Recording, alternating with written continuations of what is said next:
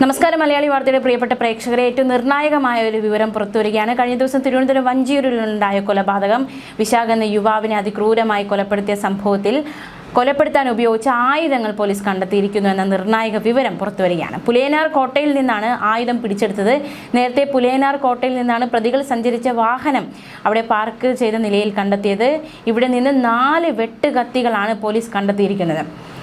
4 വെട്ടുകത്തികൾ കൊണ്ടാണ് ഒരു മനുഷ്യനെ വെട്ടിക്കൊല്ലാൻ ഇവർ എത്തിയത്. പിടിച്ചെടുത്ത ആയുധങ്ങളിൽ ഫോറൻസിക് സംഘം പരിശോധന നടത്തുകയാണ്. ചമ്പക്കട സ്വദേശി വിശാഖിനെ വെട്ടിക്കൊലപ്പെടുത്തുകയായിരുന്നു. 4 പ്രതികളെയും കഴിഞ്ഞ ദിവസം പോലീസ് പിടികൂടിയിരുന്നു.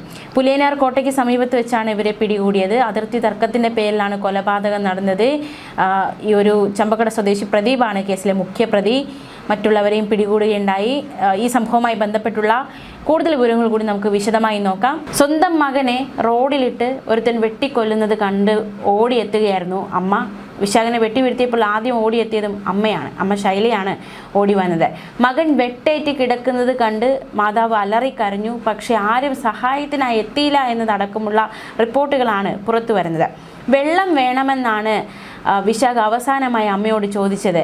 വെള്ളമെടുത്ത് മാതാവ് എത്തിയപ്പോഴേക്കും പോലീസ് സ്ഥലത്തെത്തി. 3 വെട്ടുകത്തികൾ കൊണ്ട് വെട്ടി വീഴ്ത്തി എന്നാണ് പോലീസിന്റെ വിലയിരുത്തൽ. അതേസമയം പോലീസിനെതിരെ ആക്ഷേപവും ആരോപണവും കുടുംബത്തിന്റെ ഭാഗത്തു നിന്നുണ്ടാകുന്നുണ്ട്. എന്താണ് പോലീസിനെതിരെ കുടുംബം ആരോപിക്കുന്നതെന്ന് നോക്കാം. വിശാഖിനെ അപായപ്പെടുത്താൻ കാപ്പ കേസ് പ്രതിയായ പ്രദീപ് ശ്രമിക്കുമെന്ന് ചൂണ്ടിക്കാട്ടി വിശാഖിന്റെ അമ്മ വഞ്ചിയൂർ പോലീസിലും മാർച്ച് മാസത്തിൽ പോലീസ് കമ്മീഷണർക്കും പരാതി കൊടുത്തിരുന്നതാണ്. അപ്പോൾ പോലീസിന്റെ ഭാഗത്തു നിന്ന് വീഴ്ചയുണ്ടായി എന്ന് തന്നെ കുടുംബം ആരോപിക്കുന്നുണ്ട്. പ്രദീപ് കാപ്പ കേസിലെ പ്രതിയാണെന്നും മുൻപും ആക്രമണം നടത്തിയിട്ടുണ്ടെന്നും പരാതിയിൽ വ്യക്തമാക്കിയിരുന്നു. താൻ ഒറ്റയ്ക്ക് കഴിയുമ്പോൾ മാരകായുധങ്ങളുമായി വിശാഖിനെ കൊല്ലുമെന്ന് പ്രദീപ് ഭീഷണിപ്പെടുത്തിയിരുന്നതായും കുടുംബം പറയുന്നു. പോലീസ് സംരക്ഷണം നൽകണമെന്ന ആവശ്യമൊക്കെ പോലീസിനോട് ആവശ്യപ്പെട്ടിരുന്നു. വഞ്ചിയൂർ പോലീസ് പക്ഷേ യാതൊരു നടപടിയും സ്വീകരിച്ചില്ല എന്നൊരു പ്രധാന ആരോപണം പോലീസിനെതിരെ ഇപ്പോൾ കുടുംബം ഉയർത്തുകയാണ്. പോലീസിന്റെ ഭാഗത്ത് നിന്ന് നടപടി ഉണ്ടായില്ല, അതുകൊണ്ട് ജീവന് ഭീഷണിയുണ്ടെന്ന് ചൂണ്ടിക്കാട്ടി വിശാഖിന്റെ അമ്മ Thiruvananthapuram judicial first class magistrate കോടതിയിൽ ഏപ്രിലിൽ ഹർജി നൽകി. ഇരു കുടുംബങ്ങളും തമ്മിൽ വർഷങ്ങളായി തർക്കങ്ങൾ നിലനിന്നിരുന്നു. ഈ തർക്കങ്ങളാണ് പ്രശ്നങ്ങളിലേക്ക് നയിച്ചത്. അതേസമയം കൊല്ലപ്പെട്ട വിശാഖും പ്രതിയായ പ്രദീപും ക്രിമിനൽ പശ്ചാത്തലമുള്ളവരാണ് എന്നാണ് പോലീസിന്റെ വാദം. 4 പ്രതികളാണ് സംഭവത്തിലുള്ളത്. 4 പേരെയും പോലീസ് പിടികൂടിയിട്ടുണ്ട്. അതിർത്തി തർക്കം നിസാരം കേവലം ഒരു അതിർത്തി തർക്കത്തിൻ്റെ പേരിൽ ഉണ്ടായ മാസങ്ങളോളം നീണ്ടുനിന്ന വലിയൊരു തർക്കമാണ് ഒടുവിൽ ഒരാളുടെ കൊലയിലേക്ക്, ഒരാളുടെ ജീവൻ എടുക്കുന്ന തരത്തിലേക്ക് നയിക്കപ്പെട്ടിരിക്കുന്നത്. അയൽവാസിയും സുഹൃത്തുമായ ചമ്പക്കട സ്വദേശി പ്രദീപാണ് കേസിലെ മുഖ്യപ്രതി. പ്രദീപിനെ വെട്ടി പരിക്കേൽപ്പിച്ച കേസിലെ പ്രതിയാണ് ഈ കൊല്ലപ്പെട്ട വിശാഖ്. അതായത് അങ്ങോട്ടും ഇങ്ങോട്ടുമൊക്കെ വെട്ടും കുത്തുമൊക്കെ ആയിരുന്നു. എന്തായാലും ഒരിക്കൽ വിശാഖ് പ്രദീപിനെ വെട്ടി പരിക്കേൽപ്പിച്ചിരുന്നു. ഈ പകയിലാണ് വിശാഖിനെ പ്രദീപ് കഴിഞ്ഞ ദിവസം വെട്ടിക്കൊലപ്പെടുത്തിയിരിക്കുന്നത്. വഴിത്തർക്കമാണ് ഈ എല്ലാ പ്രശ്നങ്ങളുടെയും അടിസ്ഥാന കേന്ദ്രം. വഴിത്തർക്കമുണ്ടാകുന്നു. ഇപ്പോൾ കേരളത്തിലുള്ള പലയിടങ്ങളിലും നേരിടുന്ന വലിയൊരു പ്രശ്നമാണ് വഴിയുമായി ബന്ധപ്പെട്ടുള്ള തർക്കങ്ങൾ. പലപ്പോഴും അത് വലിയ രീതിയിലുള്ള കൊലപാതകത്തിലേക്കൊക്കെ നയിക്കപ്പെടാറുണ്ട്. എത്രയോ നമ്മൾ കണ്ടിരിക്കുന്നു, ദൃശ്യങ്ങളൊക്കെ നമ്മൾ കണ്ടിരിക്കുന്നു. അതായത് വഴിത്തർക്കം, വഴിയുടെ പേരിലുള്ള തർക്കം, പിന്നെ അതൊരു കൊലപാതകത്തിലേക്ക്, ചിലപ്പോൾ കയ്യാങ്കളിയിലേക്കൊക്കെ വെട്ടി പരിക്കേൽപ്പിക്കുന്ന തരത്തിലേക്കൊക്കെ നീങ്ങുന്നത്. ഇവിടെയും അവിടെ ഇത് തന്നെയാണ് സംഭവിച്ചത്.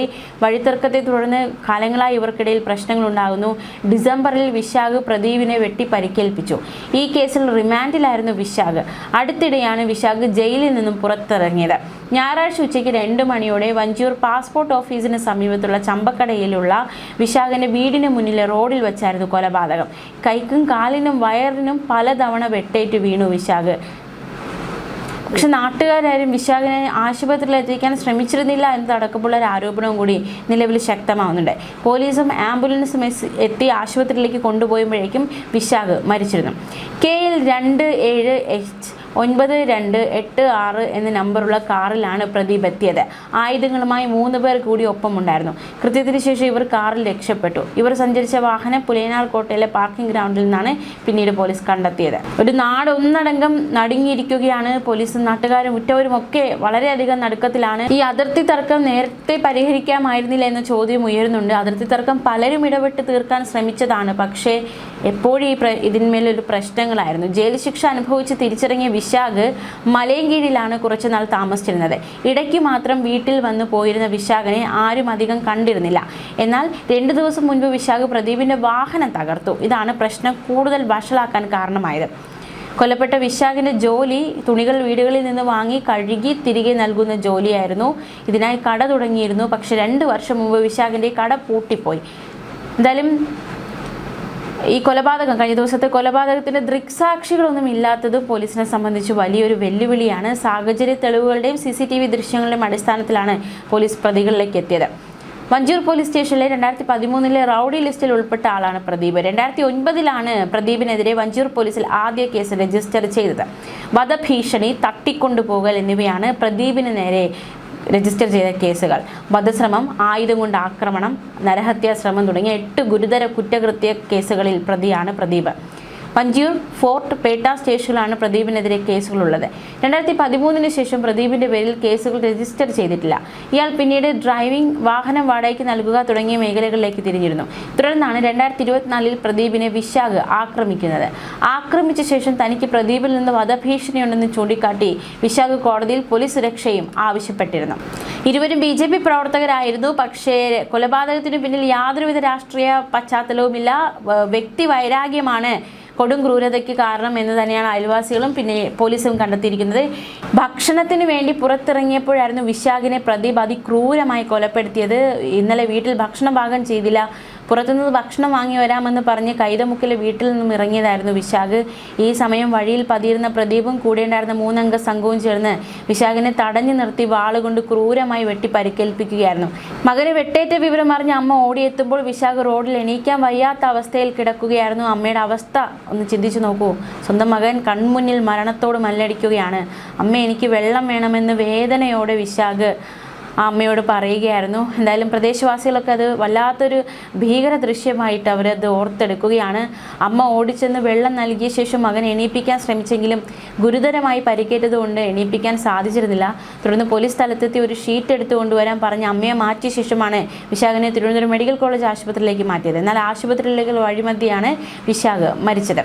കൃത്യം നടത്തിയ ശേഷം കടന്നു കളഞ്ഞ പ്രദീപിനും സംഘത്തിനുമായി വഞ്ചൂർ പോലീസ് വൈകുന്നേരം മുതൽ തന്നെ, ഉച്ചയ്ക്ക് മുതൽ, അതായത് ഈ സംഭവം നടക്കുന്ന ഉച്ചയ്ക്കാണ്, അപ്പോൾ മുതൽ അന്വേഷണം നടത്തിയിരുന്നു. എന്തായാലും 24 മണിക്കൂറൊന്നും പോകേണ്ടി വന്നില്ല. അതിനുള്ളിൽ തന്നെ ഈ സംഘത്തെ പോലീസ് പിടികൂടുകയും ചെയ്തു. എന്തായാലും നടക്കുന്ന ഒരു കൊലപാതകമാണ് സംഭവിച്ചിരിക്കുന്നത് തിരുവനന്തപുരത്ത്. ന്യൂസ് ഡെസ്ക് മലയാളി യുവ.